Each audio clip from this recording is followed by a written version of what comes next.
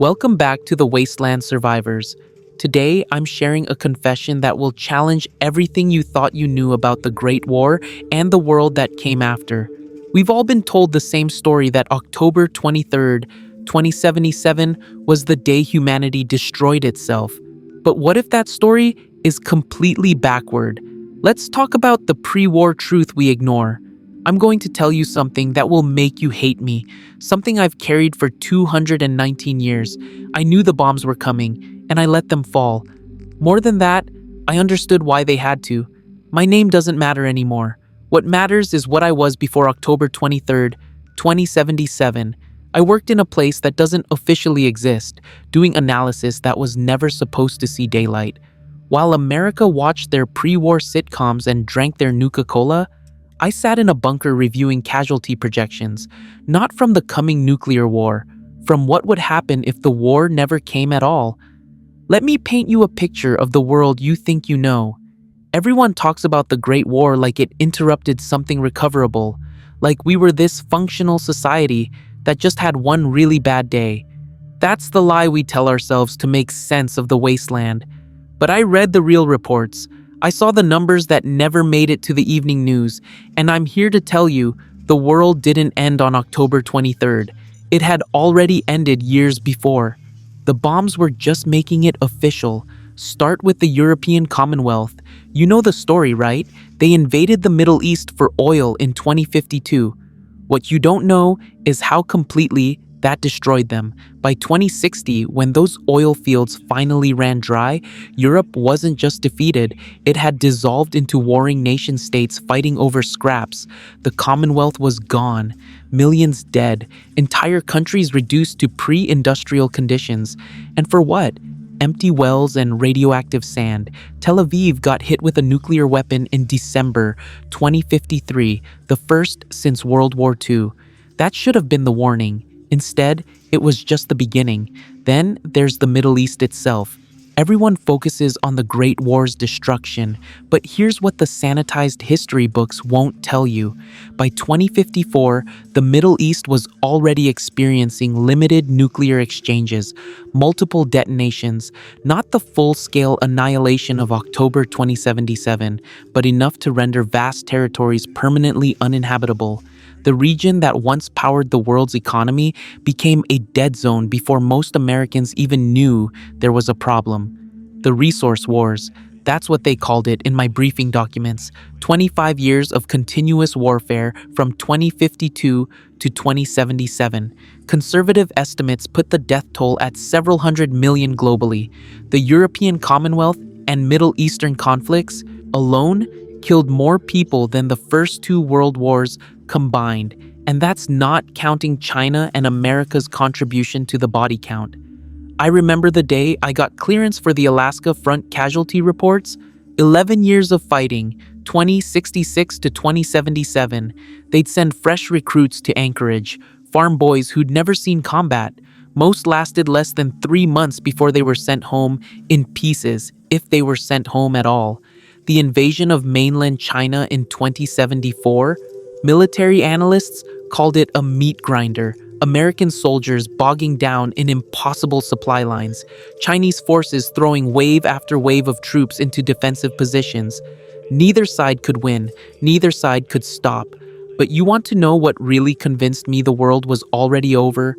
The new plague, started in 2053, killed tens of thousands in the first outbreak, the socially transmitted death that turned people into hemorrhaging corpses in 3 to 5 days. And we never found a cure, not one that worked.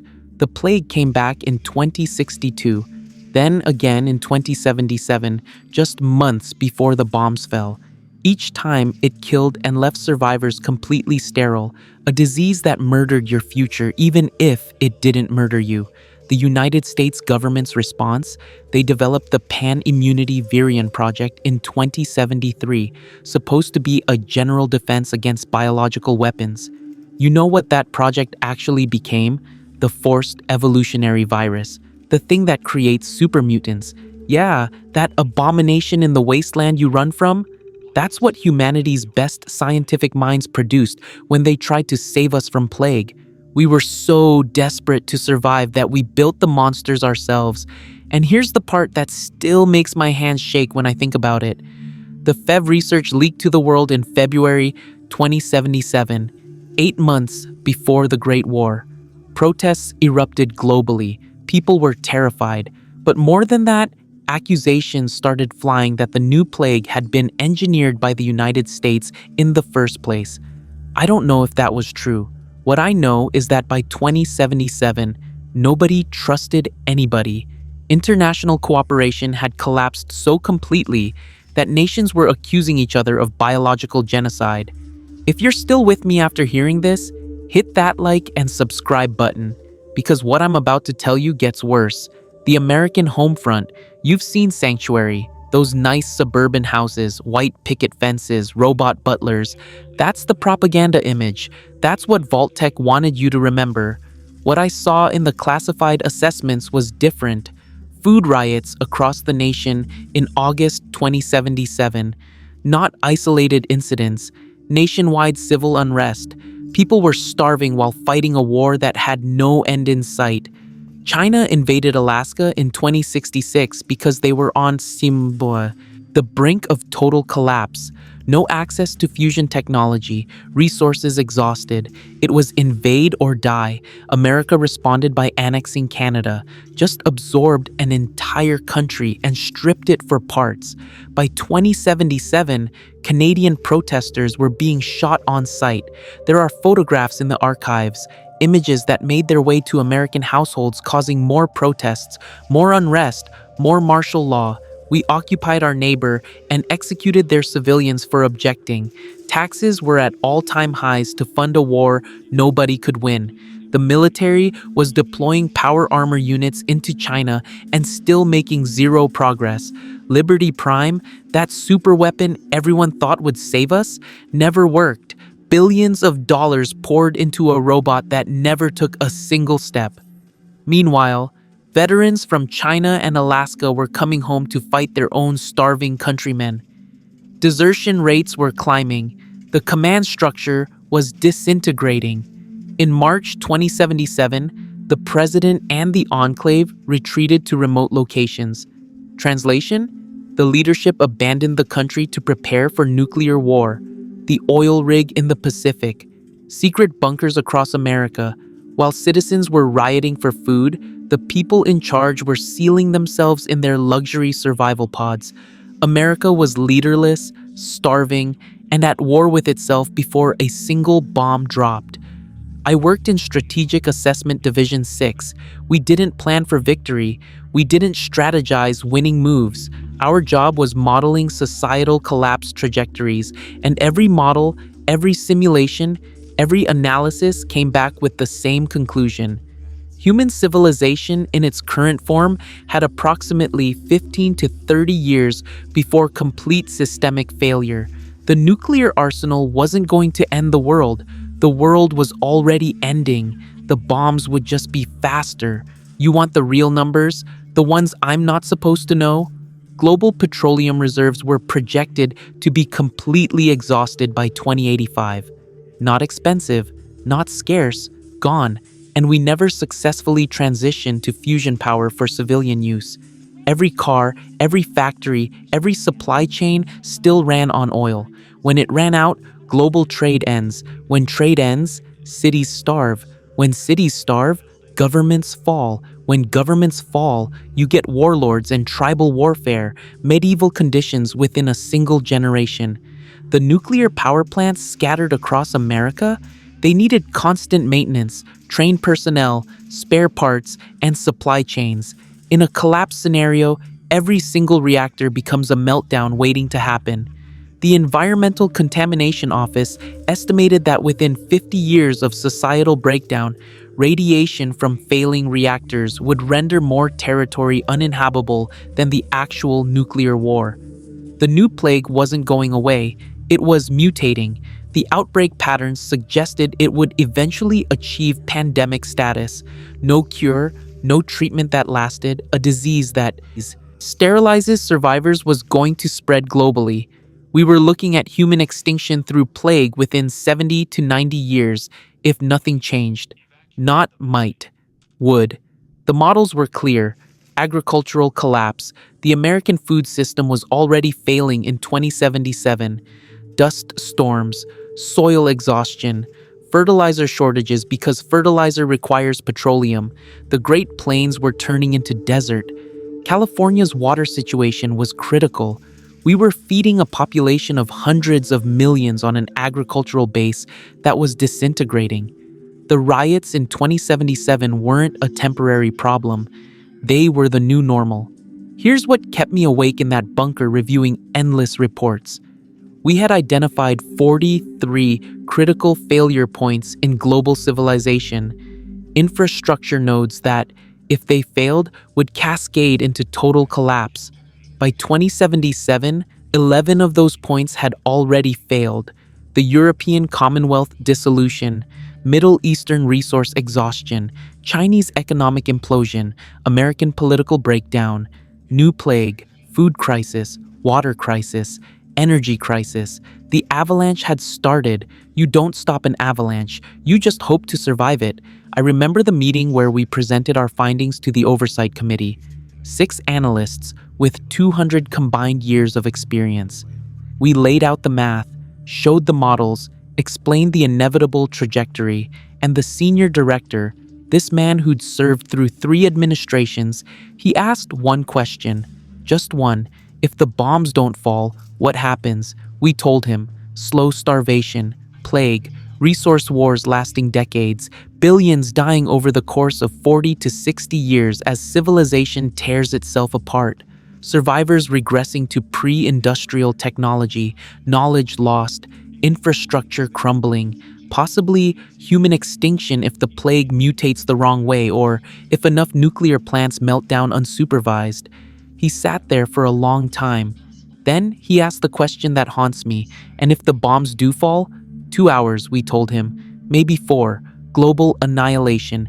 Billions dead immediately. Nuclear winter, radiation, but also cauterization. The wound gets sealed instead of festering for decades. The plague dies with its hosts. The failing nuclear plants get destroyed before they can melt down naturally. The resource wars end because there's nothing left to fight over. And survivors start from zero, but they start clean. No inherited crisis, no cascading failure systems, just survival. He thanked us for the analysis, dismissed the meeting. I never saw him again. 3 weeks later, the enclave went into hiding. 4 months after that, October 23rd happened. Do you understand what I'm telling you? I'm not saying anyone pushed the button because of our report. I'm saying the people who built those bunkers, who created vault tech, who set up survival protocols, they knew. They all knew. The world was over. Either way, fast or slow, clean or infected, the Great War was just choosing which kind of ending we got. So yeah, I let it happen. I saw the projections. I understood the mathematics of extinction. And when October 23rd came, when I heard those air raid sirens at 9:47 in the morning, I didn't run. I sat in my bunker and watched the countdown.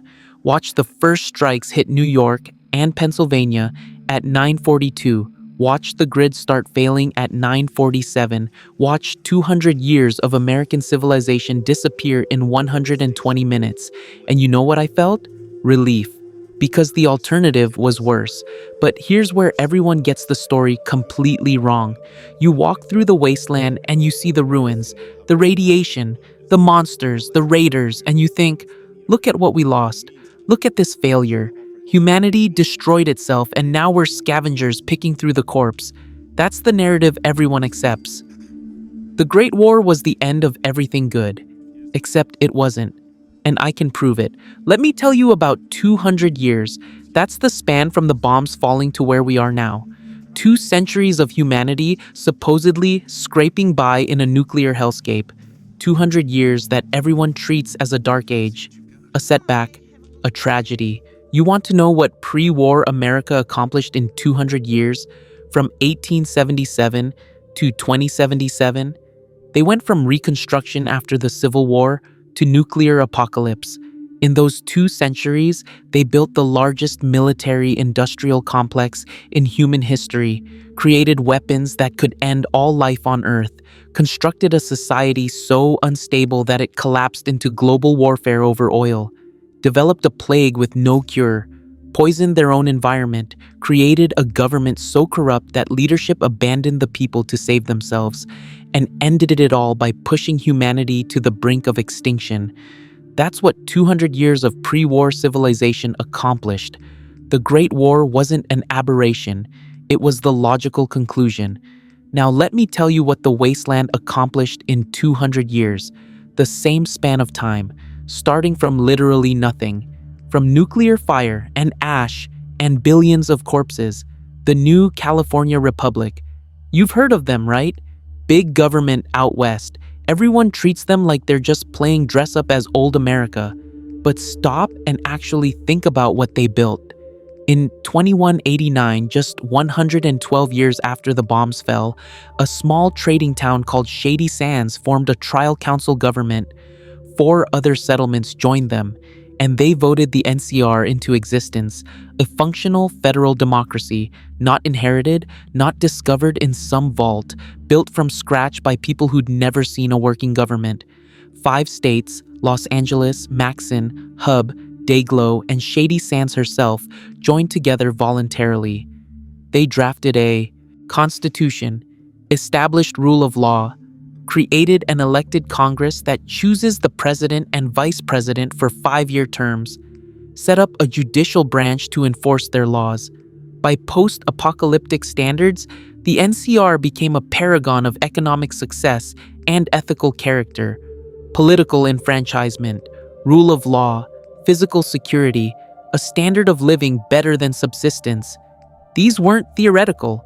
They were daily realities for over 700,000 citizens, 700,000 people living in a functional democracy 2 centuries after nuclear holocaust. Pre-war America never successfully spread democracy.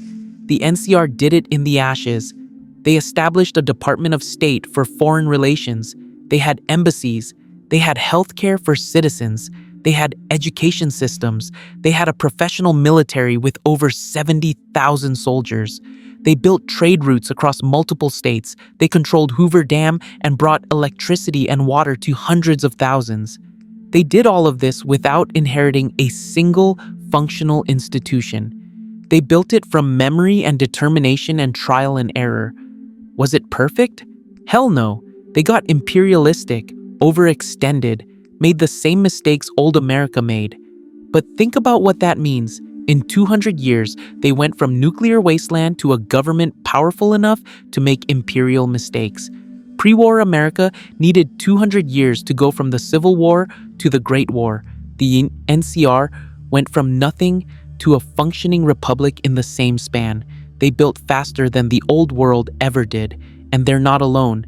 Diamond City, built in the ruins of Fenway Park in the Commonwealth, the largest settlement in the region, protected by massive walls, staffed by organized security forces.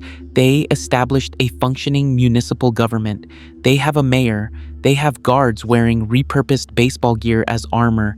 They have a newspaper, for crying out loud.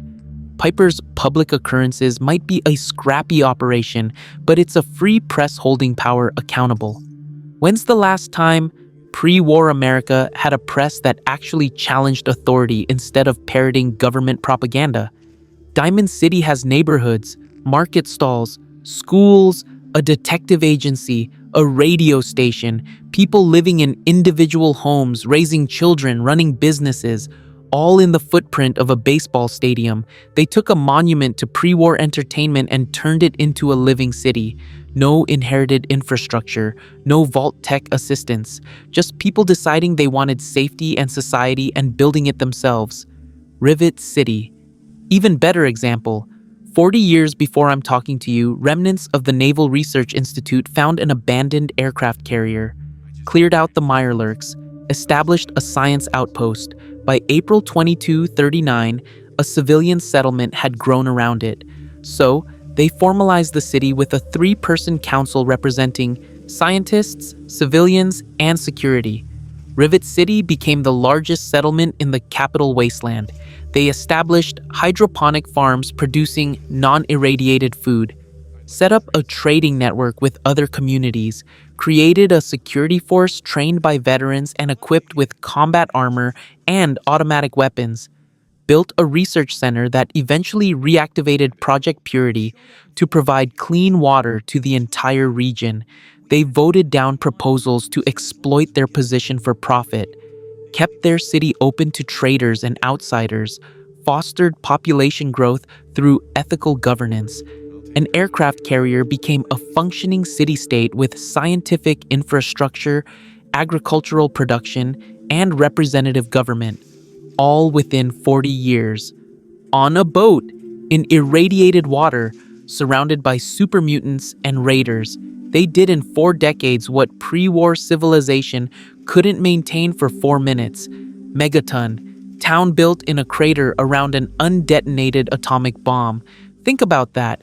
These people looked at a live nuclear weapon and said, "You know what? We're going to build our homes right here." With 28 named inhabitants and dozens more, it became the second most populated settlement in the capital Wasteland. They constructed walls from salvaged airplane parts, established a sheriff to maintain order, built houses, shops, a clinic, a bar, a church. Sheriff Lucas Sims ran that town with a handful of deputies and kept it safer than most pre-war American cities. Moriarty's Saloon became a social hub. The Brass Lantern served food. Doc Church provided medical care. Moira Brown ran a general store and wrote the Wasteland Survival Guide, literally authoring new knowledge for future generations. They even had the Church of the Children of Adam peacefully coexisting with everyone else. Religious tolerance in a town built around a nuclear bomb. Pre-war America bombed the Middle East into radioactive dust over oil. Megaton achieved what the old world never could. Coexistence. The followers of the apocalypse. Here's where it gets really interesting. This organization formed in the Boneyard with one purpose: educate people about the horrors of the Great War, so humanity never repeats those mistakes. They're not a government. They're not a military. They're just people who decided knowledge and medicine shouldn't be hoarded. They provide free education to anyone willing to learn, free medical services to those in need. They research non-military technology. They opened the first post-war university, offering courses on a non-profit basis. They teach agriculture, medicine, literacy, history, science. No tuition, no profit motive. Just the belief that an educated population won't make the same mistakes. The followers set up camps in tribal territories and city slums, heal the sick, help addicts get clean, teach people to read, all without any centralized authority forcing them. No government funding once they split from the NCR. They survive on scavenging and donations and just keep going because they believe education and healthcare are human rights. Pre-war America hoarded knowledge behind patents and paywalls, put life-saving medicine behind insurance companies, built universities that required decades of debt. The followers said no, knowledge should be free, and they made it happen in the Wasteland. They created what the old world only pretended to value. If this story has kept you listening this far and you want more of these dark confessions from the Wasteland, hit that like button. It really motivates me to create similar Fallout lores. Think about what I'm describing. These aren't isolated exceptions. This is the pattern across the entire Wasteland. Everywhere you look, people are building functioning societies from nothing. The capital Wasteland has multiple settlements trading with each other. The Mojave has New Vegas, the NCR, independent communities, all coexisting in complex relationships. The Commonwealth has dozens of settlements connected by trade routes. 200 years after total nuclear annihilation, humanity isn't just surviving. We're thriving in ways pre-war humanity never could. And we're doing it without all the things the old world claimed were necessary. No centralized mega government hoarding resources, no corporations manufacturing scarcity to drive profits, no nations sending millions to die over petroleum, no global economy designed to concentrate wealth in fewer and fewer hands. No surveillance state tracking every citizen, no propaganda networks telling people what to think. What the Wasteland has instead is direct democracy at the settlement level. People voting on their own governance, communities trading based on mutual need rather than artificial market manipulation, security forces accountable to the people they protect, knowledge shared freely rather than locked behind intellectual property laws, resources distributed by necessity rather than quarterly profit targets. Is it perfect? Of course not. There are raiders, slavers, factions fighting for territory. But here's the thing, pre-war America had all of that too. They just called them different names. Corporations were raiders with legal paperwork. Wage labor was slavery with extra steps. The resource wars were faction conflicts over territory. The only difference is the Wasteland is honest about it. When a raider gang attacks a caravan, everyone knows they're raiders. Pre-war America did the same thing and called it economic sanctions, called it freedom, called it spreading democracy while dropping bombs on civilians. At least the Wasteland doesn't pretend violence is something noble, and the Wasteland is getting better. That's what everyone misses. The NCR is flawed, but it's only existed for 92 years as of 2081. Pre-war America, after 92 years of existence, still had slavery. The NCR banned discrimination based on gender, ethnicity, sexuality, and religious belief. They allow ghouls and super mutants to serve in their military. In less than a century, they achieved social progress that took pre-war civilization 200 years and a civil war. Diamond City built itself in living memory of people still alive. Rivet City went from empty carrier to functioning city in less than 50 years. Megaton has been continuously inhabited and improving its infrastructure year after year. The followers are spreading knowledge faster than the old world ever did because they're not gatekeeping it behind profit motives. The Wasteland is succeeding, not despite the Great War, because of it. The bombs didn't destroy civilization's potential. They destroyed civilization's chains. All the systems that prevented people from building what they actually needed got vaporized on October 23rd. And once those systems were gone, people built better, faster, more ethically. The old world spent 200 years building toward extinction. The Wasteland spent 200 years building away from it. That's not failure. That's success so profound that people can't recognize it because it doesn't look like what they expected. I know what you're thinking. You think I'm justifying mass murder, rationalizing billions of deaths, making excuses for the end of the world. But that's not what I'm doing. I'm telling you the truth that nobody wants to hear. The pre-war world wasn't murdered. It committed suicide slowly, and the Great War just accelerated what was already happening. Let me show you something else, something that proves my point even more. The stuff people don't talk about because it contradicts the comfortable narrative.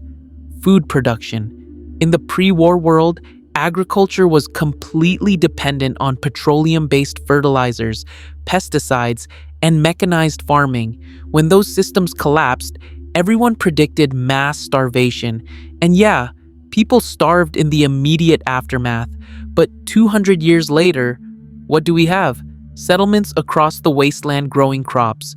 Rivet City operates hydroponic farms producing fresh, non-irradiated vegetables. The NCR has agricultural communities spanning multiple states feeding 700,000 people. Brahmin ranching supports entire economies. People figured out crop rotation again, learned to work with irradiated soil, developed new cultivation techniques without petroleum dependence. Pre-war America in 2077 was experiencing food riots because their system was failing even with all that technology. The Wasteland feeds itself with Brahmin-drawn plows and collected rainwater.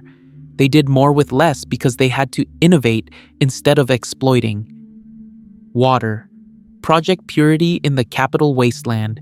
Brotherhood of Steel and Rivet City, scientists reactivated a pre-war water purification facility and started producing clean water for the entire region. Aqua Pura distribution changed everything. Reduced radiation sickness, improved crop yields, extended lifespans, and they distribute it freely. No water bills, no corporate control, just clean water as a public good. The NCR controls Hoover Dam, providing electricity and water to hundreds of thousands without price gouging. New Vegas runs on that power. Settlements across the Mojave benefit. Compare that to pre-war America, where corporations controlled water rights and people died of thirst within sight of reservoirs they couldn't afford to access. Medicine. This one's important. The followers of the apocalypse aren't just teaching people to read. They're advancing medical knowledge. Dr. Usanagi in the New Vegas Medical Clinic performs implant surgery that enhances human capabilities. The followers research addiction treatment. They study radiation sickness. They develop new surgical techniques. In Rivet City, Dr. Preston and his team conduct genetic research. The capital Wasteland has multiple clinics providing medical care. Doc Church in Megaton, Dr. Barrows in Underworld. The followers' old Mormon fort in Freeside. Medical knowledge didn't die with the old world. It evolved, adapted, became accessible instead of locked behind insurance networks. Pre-war America had the best medical technology in history, and people still died of treatable conditions because they couldn't afford care. The Wasteland has doctors in settlements helping anyone who walks through their door. Not for profit, because healing people is what doctors should do. The bombs destroyed the healthcare industry, and actual healthcare got better. Education. Moira Brown's Wasteland Survival Guide. One woman in Megaton decided to document survival knowledge and distribute it freely. Her book became the definitive resource for wasteland survival. She didn't patent it, didn't charge licensing fees, just gave it away because she believed people deserved to survive. The followers teach literacy, science, agriculture, medicine, and history to anyone interested. The NCR established schools across their territory. Children in Diamond City learn to read and write. Scribes in the Brotherhood preserve technical knowledge. Knowledge is spreading horizontally across communities instead of being hoarded vertically by institutions. Compare that to pre-war America, where education required decades of debt, where schools taught obedience more than critical thinking, where literacy rates were declining despite having every technological advantage. The Wasteland achieved more educational success with chalk and salvaged books than the old world did with computers and standardized testing. Technology. Everyone assumes technology died with the bombs, but look around the Wasteland. People maintain and operate power armor, repair energy weapons, run hydroelectric facilities, build settlements with electricity and running water. The Brotherhood of Steel preserves and advances pre-war technology. The followers research peacetime applications. The NCR manufactures weapons and ammunition at scale. More importantly, technology is democratizing. Before the war, advanced technology was controlled by governments and corporations. Weapons development, medical research, energy production, all locked behind security clearances and profit margins. In the Wasteland, a scavenger can find a laser rifle and learn to maintain it. A settlement can wire itself for electricity using salvaged components and shared knowledge. Technology serves communities instead of controlling them. And here's something that will really mess with your head. Social progress. The thing everyone assumes died with civilization. The NCR bans discrimination based on gender, ethnicity, sexuality, and religious belief. Not in theory, in actual law that they enforce. Women serve in their military at every rank. Ghouls hold positions of authority. Super mutants can become citizens. Pre-war America in 2077, still had de facto segregation, still paid women less than men, still arrested people for their sexuality, still persecuted religious minorities. The NCR achieved in less than a century what the old world couldn't accomplish in 300 years of existence, and they did it while rebuilding from nuclear apocalypse. Megaton has the children of Adam worshipping radiation, living peacefully next to everyone else. Nobody's launching crusades, nobody's burning heretics. Diamond City has humans and ghouls coexisting. Not perfectly, but they're working on it. Rivet City debates citizenship rights through democratic votes instead of mob violence. The Wasteland is more socially progressive than pre-war America ever was. Not because they're morally superior, because they don't have the luxury of bigotry. Survival requires cooperation. You can't afford to reject someone's help because of their skin color or religion or mutation status when super mutants are attacking your walls. Necessity forced ethical evolution. Trade networks, the Crimson Caravan, Fargo traders, the gun runners. These aren't mega corporations exploiting workers.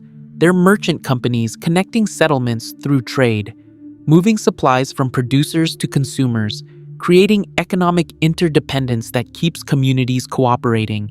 And they do it without stock markets, quarterly earnings reports, or manipulated scarcity. A caravan gets attacked by raiders, and settlements band together to protect the next one. Because everyone understands that trade benefits everyone. Pre-war economics was designed around competition and extraction. Wasteland economics emerged from cooperation and mutual survival.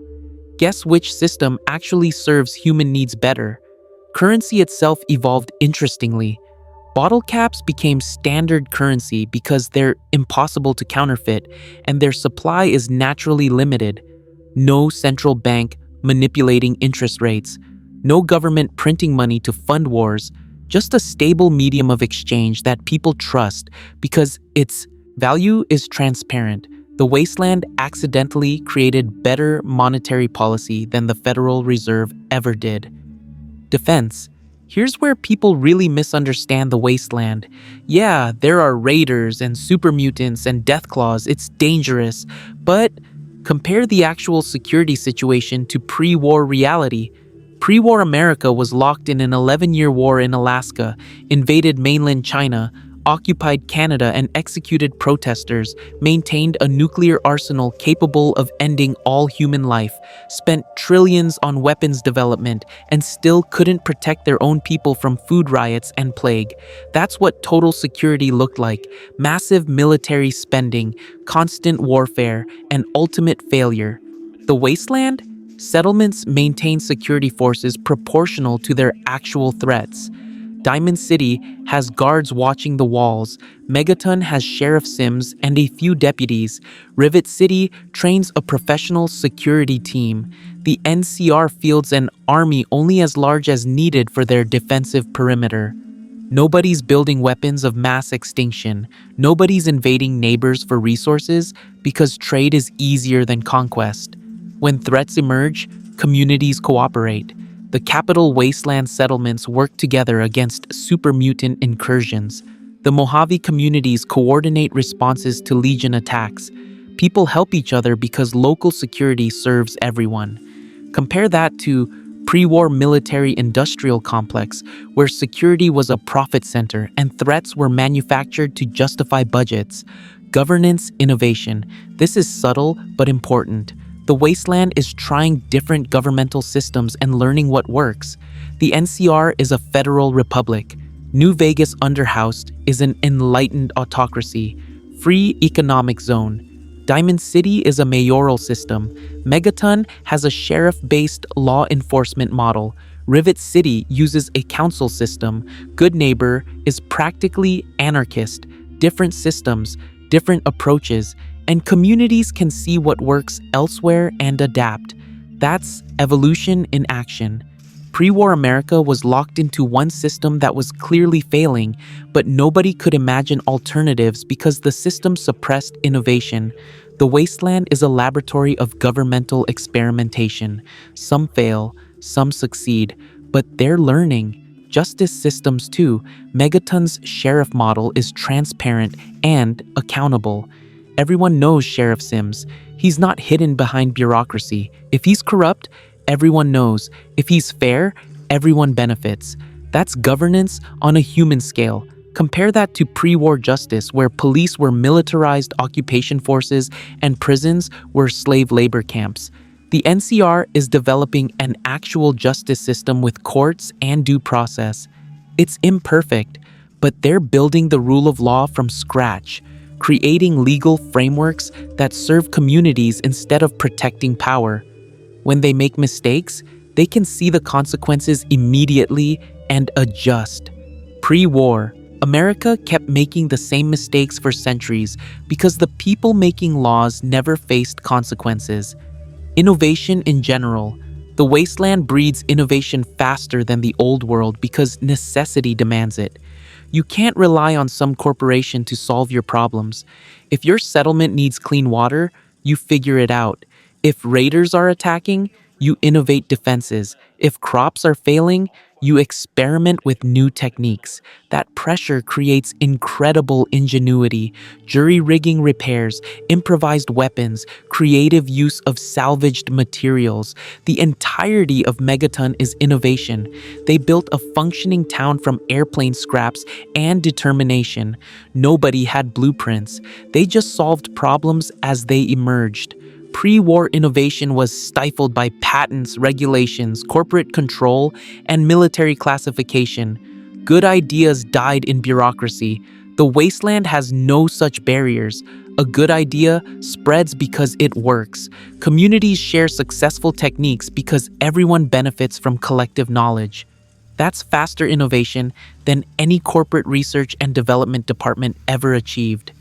Art and culture. People assume culture died with civilization, but walk through Diamond City.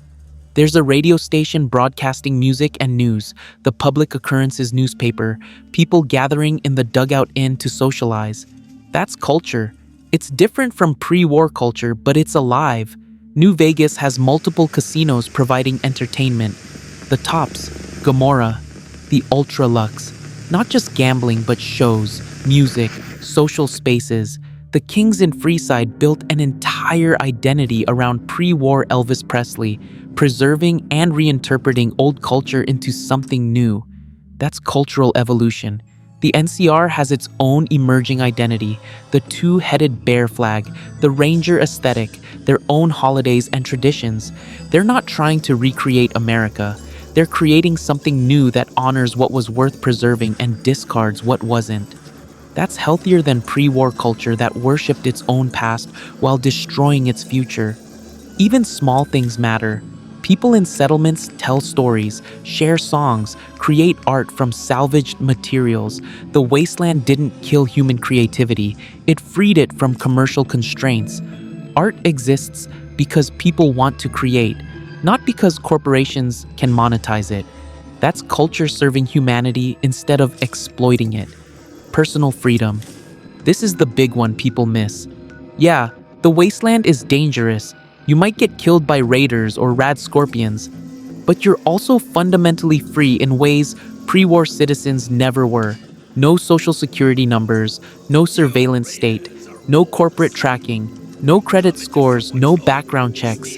You want to travel from the capital Wasteland to the Mojave? Just go. Nobody's checking papers, nobody's demanding licenses, nobody's stopping you at borders. You want to start a business? Just do it.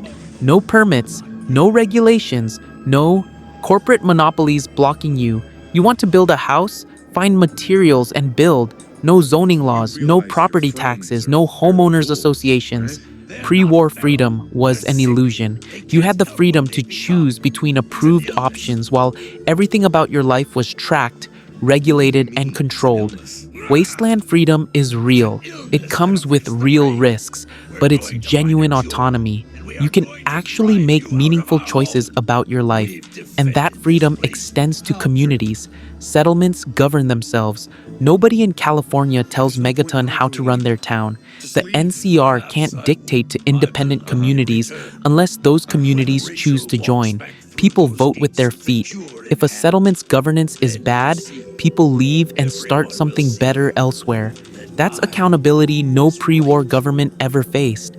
If this confession meant something to you, leave a like.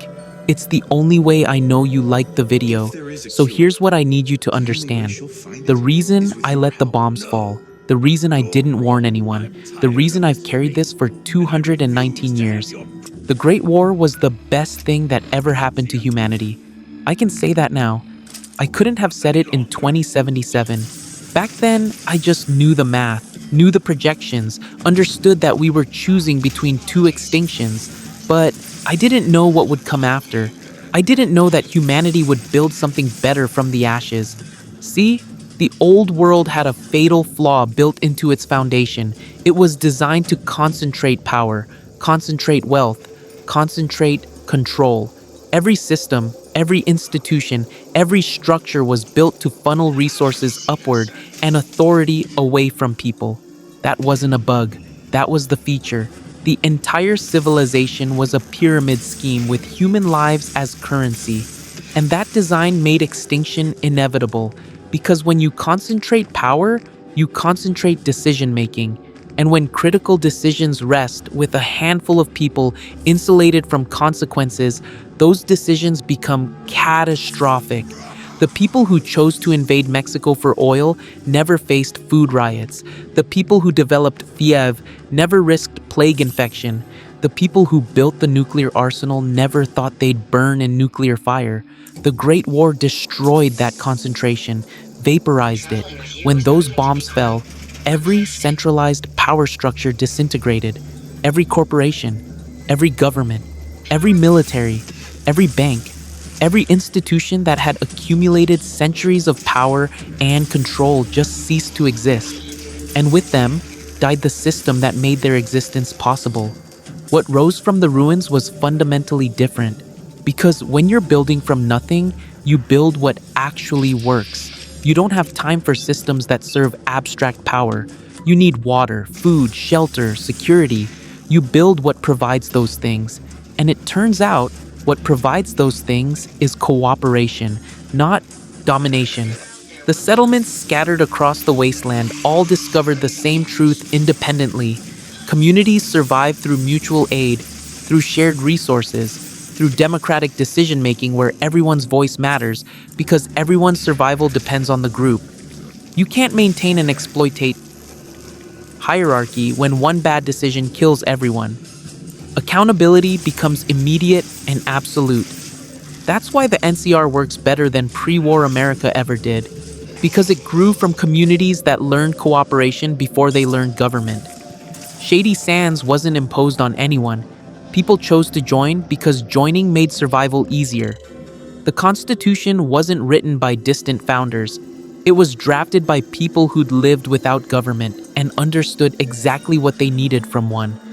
Every institution in the wasteland emerged from necessity rather than tradition. The followers exist because people wanted to share knowledge, not because some founder endowed a university, not because a government mandated education, just because communities recognized that educated people survive better. So they built education from that recognition. Trade networks exist because settlements need goods they can't produce.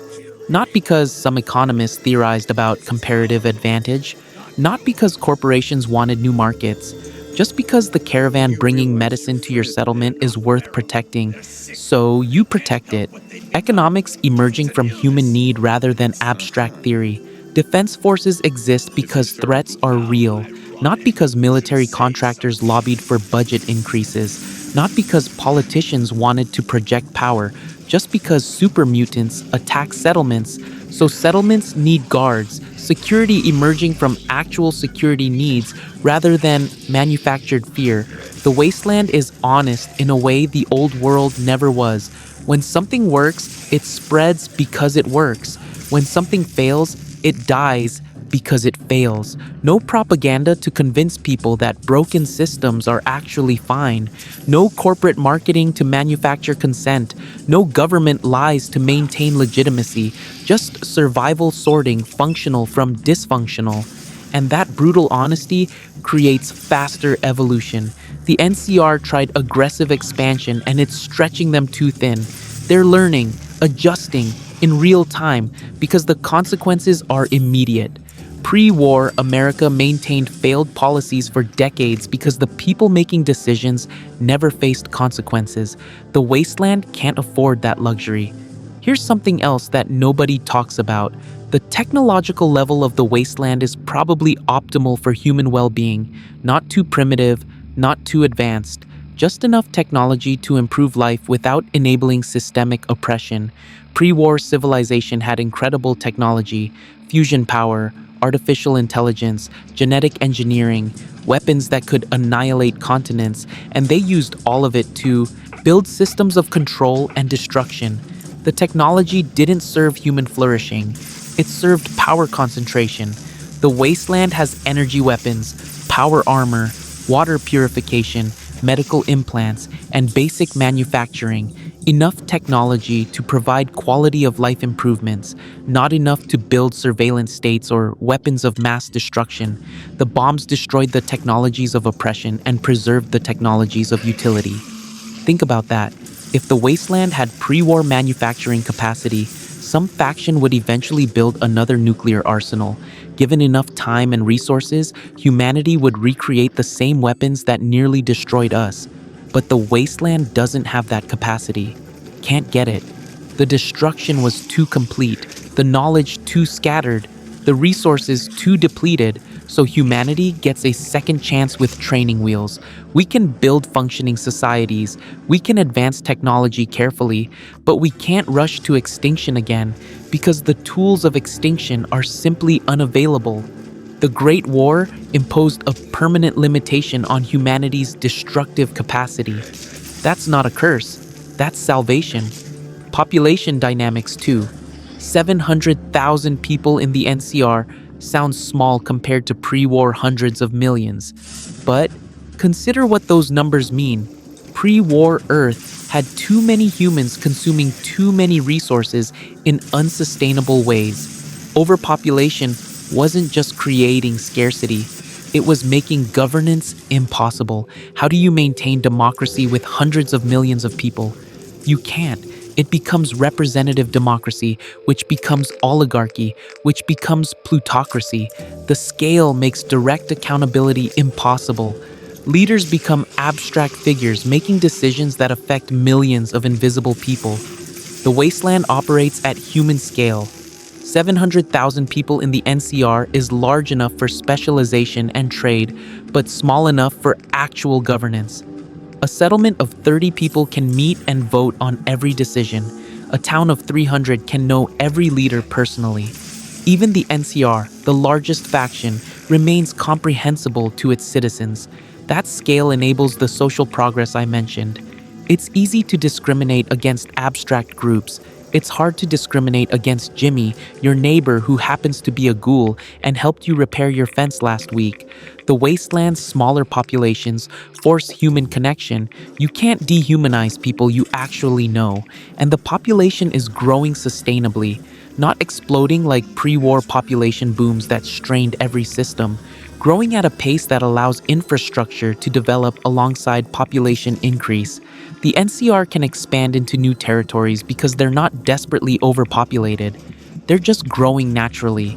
That's healthy demographic expansion instead of the cancerous growth that killed the old world. Environmental recovery is happening too. Slowly. 200 years of natural healing. Radiation levels dropping. Plant life adapting. Animal species evolving into new ecological niches. Yeah, there are death claws and rad scorpions, but there's also evidence that ecosystems are stabilizing into new equilibriums. The oceans are recovering. Rivet City's location proves the Potomac can support complex life again. Lakes and rivers across the wasteland show signs of ecological restoration.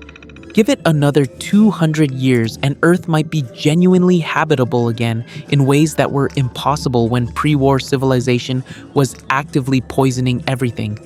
Because here's the thing about environmental destruction. It requires industrial capacity. The wasteland simply cannot pollute at the scale necessary to cause permanent damage. No factories pumping chemicals into rivers, no industrial agriculture poisoning soil with petroleum fertilizers, no massive carbon emissions choking the atmosphere. The bombs destroyed humanity's ability to destroy Earth. So nature gets breathing room, time to adapt and recover. And humanity learns to live within environmental constraints instead of constantly exceeding them. Settlements that overexploit their local environment collapse. Settlements that maintain sustainable practices thrive. Natural selection favoring sustainability at the societal level. You're seeing it already. The NCR's agricultural communities practice crop rotation and careful land management because they have to. Rivet City's hydroponics are closed-loop systems by necessity. Water conservation isn't an environmental movement, it's survival. The wasteland is teaching humanity to live as part of ecosystems instead of dominating them. And this is where I come to my final point. The one that's haunted me for 2 centuries, the one that makes me certain I was right to let it happen. Humanity needed to fail completely to succeed ultimately. The old world was locked into patterns that were killing us, patterns reinforced by institutions, traditions, economic systems, power structures, cultural assumptions. Breaking free of those patterns while the civilization still existed was impossible. Too much inertia, too much invested interest in maintaining the status quo. Every attempt at reform got absorbed and neutralized by the very systems being reformed. People knew the resource wars were unsustainable. Didn't matter. The military-industrial complex kept the wars going. People knew the new plague needed urgent attention. Didn't matter. Profit motives directed research toward weapons instead of cures. People knew environmental collapse was coming. Didn't matter. Economic growth was sacred and nothing could stop it. The system was unfixable because the system was designed to prevent fixes. Every mechanism of change was controlled by those who benefited from preventing change. You can't vote out oligarchy when oligarchs control the elections. You can't regulate corporations when corporations own the regulators. You can't stop military spending when the military-industrial complex controls both political parties. The only way to break those patterns was to destroy them so completely that rebuilding them became impossible.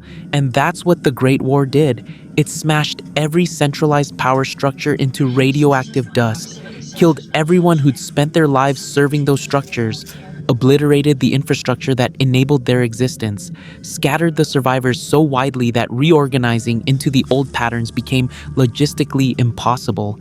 And from that complete destruction, humans rebuilt instinctively along better patterns.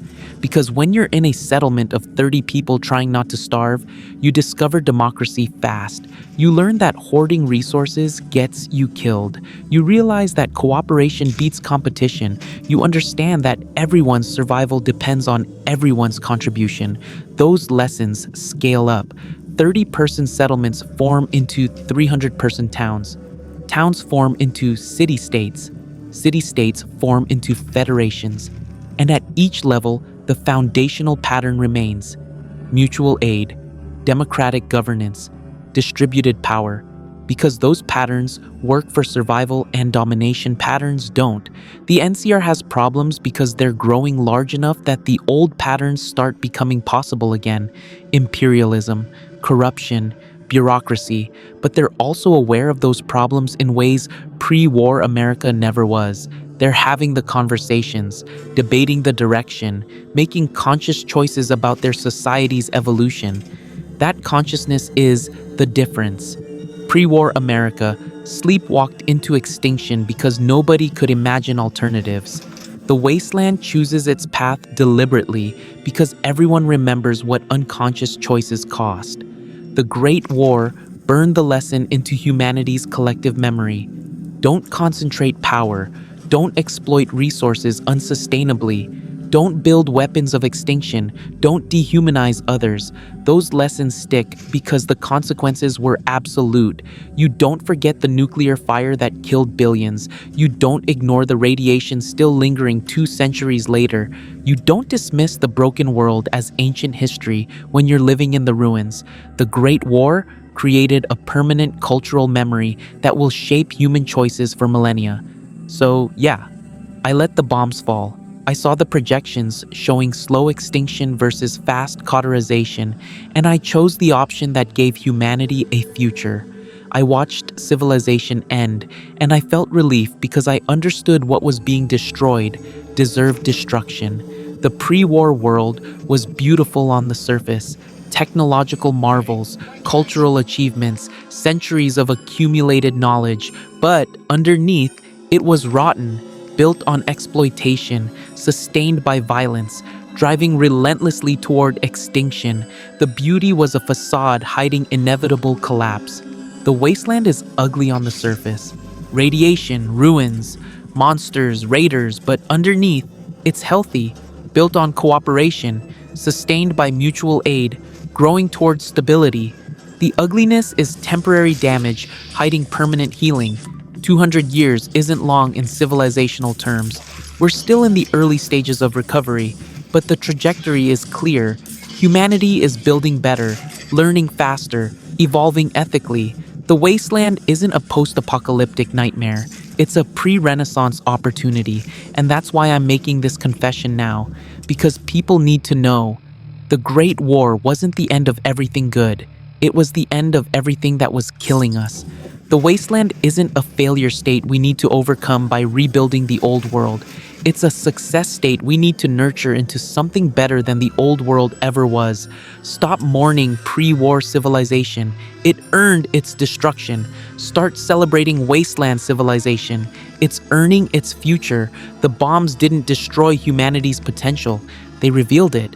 We're finally becoming what we could have been all along if we hadn't been shackled to systems designed to prevent human flourishing. That's my confession. I let billions die, and I'd do it again, because those billions were dying anyway. At least this way, their deaths meant something. They cleared the ground for something better to grow. The nuclear fire was mercy. The wasteland is redemption, and the future belongs to the communities building it from the ashes of the old world's failure. I'm ready for whatever judgment comes. I've lived with this knowledge for 2 centuries. I'll carry it forever. But I needed you to understand the truth we ignore about the pre-war world and the wasteland. The bombs saved us by destroying what was killing us, and 200 years later, that salvation is blossoming into something beautiful. The Great War was the best thing that ever happened to humanity, and the wasteland is proving it every single day.